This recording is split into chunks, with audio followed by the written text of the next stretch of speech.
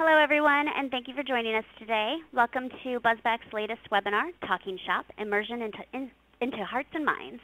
We'll be fielding questions at the end of the presentation today, but during the presentation, all participants will be in a listen-only mode. You may submit questions at any time today by typing them through the private chat feature. Just look for the blue icon. As a reminder, today's call is being recorded and will be offered at the conclusion of our event. We'll be showing a video during the presentation. If you are listening over the phone, you'll need to turn your computer speakers up in order to hear the video. We'll definitely send out a reminder when the video is coming up. I would like to take this time to introduce you to Silvana Milenkova, SVP of Research and Strategy. Silvana joined BuzzBack in 2006 and brings over 15 years of supplier-side market research experience to her role. She has a versatile background conducting both qualitative and quantitative research in a variety of industries, and specializes in early-stage product development, decision-making, as well as communication research. She is also an expert in the development and utilization of BuzzBack's innovative, enabling, and projective techniques. Silvana, thank you for joining us today, and please go ahead. Thank you, Melanie. Hello, everyone, and thank you for joining our webinar on how people think and feel when they're making decisions to buy something. For those of you who may not be exactly familiar with BuzzBack, we're a research company which focuses on innovation, and as a result, we work with many of the top 500 consumer packaged goods, healthcare, financial services companies. And what we really focus on is understanding how people think about certain issues. And we want to understand not just their gut top-of-mind reaction, but more in-depth, less maybe functional, more emotive feedback. And how we get at that is through some of our interactive projective enabling techniques, which you'll see some of them today. We use them as tools to help us get better information. So, in this specific case, you'll see how we used our drawing technique to understand kind of the process and the thinking people go through when making decisions, and our collage exercise to maybe delve a bit more at the imagery and emotions that come with that, as well as the blobs tree, which then helps us personify the experience and personify kind of what at the end they took away from it. And when we looked at this topic, like why this topic, there's been a lot of press lately in multiple venues around the changing landscape of retail, but not just from a brick and mortar perspective, digitally, as well as how that affects people in their everyday lives. How the stores have changed, how market shares have shifted, but more importantly, how the mindset of the people shopping and making decisions has changed. Moreover, we see a lot of talk about certain retail trends emerging or actually having more weight than before.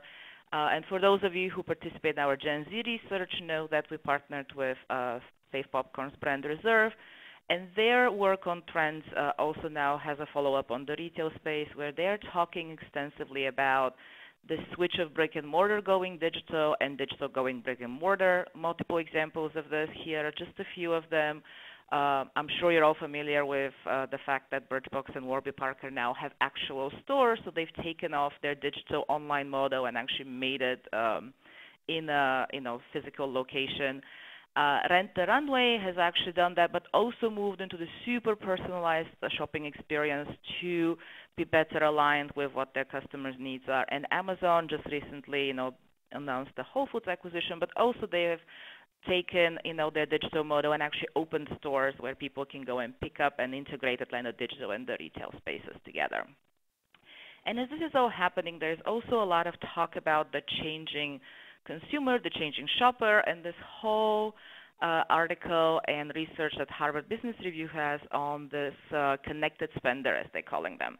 And what's interesting about them, that Harvard Business Review is pointing out, is that they're expecting them to double their spending in the next, 7 or 8 years. In 2025, they expect them to be at $32 trillion. But more importantly, they think of these people as very engaged and eager, which makes them attractive, to retailers as well as companies in general.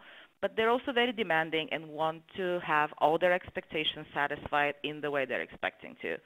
So they're very connected to technology. So they're looking themselves at specific goods and services. They want to know what the tangible benefits are, and they will do the work either online or in person to find the best value, to find the best price.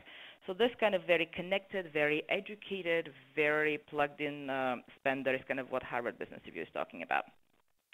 And while we love Harvard Business Review, no offense to them, but we think there is a bit more to the super rational, super, plugged in and super connected spender. We want to understand kind of why all these changes are happening and why they're happening now, and what's beyond some of these very direct, very specific needs and demands these people have. Like, can we find out what their emotions are when they're making these decisions? Can we look into their values and if they play any role beyond like their needs and very tangible benefits they're looking for? So we designed this research. It actually is a two-phase work. There's a qualitative component where we used online bulletin boards, and then there's also a quantitative component which looked at these four generations, kind of starting from boomers to Gen Z, and it was over 400 people to kind of help us understand if there are differences, can we tease out some specific trends that maybe are more prominent with one generation or another, and why that may be. So that's kind of what we'll take you through today, and we'll also talk broader around what that means for retail, what that means for this digitally connected person, and also what that may mean for us who may not be working in retail environments directly. And when we started to look at kind of what this means to people, we asked them to talk about the types of purchases they've made and how they would describe them, and we saw this interesting kind of dichotomy. There was the types of buys that people had, which they said were a very important need for them, maybe a longer term either purchase or usage. They would be mostly expensive, although not always, and they would be kind of high stress, things that they had to pay more attention to. And those kind of we looked at and bucketed generally around what we'll refer to as high involvement purchases. On the flip side of that, they were more of wanted impulses or everyday buys, sometimes inexpensive, not very stressful, not very time consuming. So this is where those kind of went into the low involvement category. And when we try to understand what that means and ask them to tell us how they felt about them, we started off the bat seeing a little bit of a contradiction between, wanting to be a bargain shopper, but also, let's say, valuing quality over price. And these were the same exact people. We see this, and I'm sure you do too in all the research you do in your own categories. It's not specific to a certain category, which then started us to, down the path of, okay, there is something else happening here beyond this very direct, very specific, and, rational explanation of what people are doing. We also, heard from people that they buy from brands they know, and I know this is a big thing with millennials. We did a lot of work on that cohort in the past few years, and we know they look for brands that align with their values, and it's not necessarily big or small brands, but it was brands that they can relate to.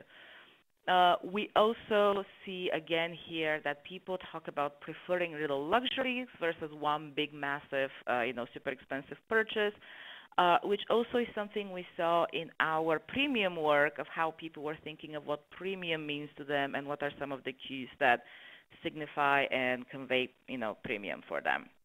But more importantly than any of this, regardless of what type of purchase people were making and regardless of how involved of a purchase it was, they talked about doing a ton of research before.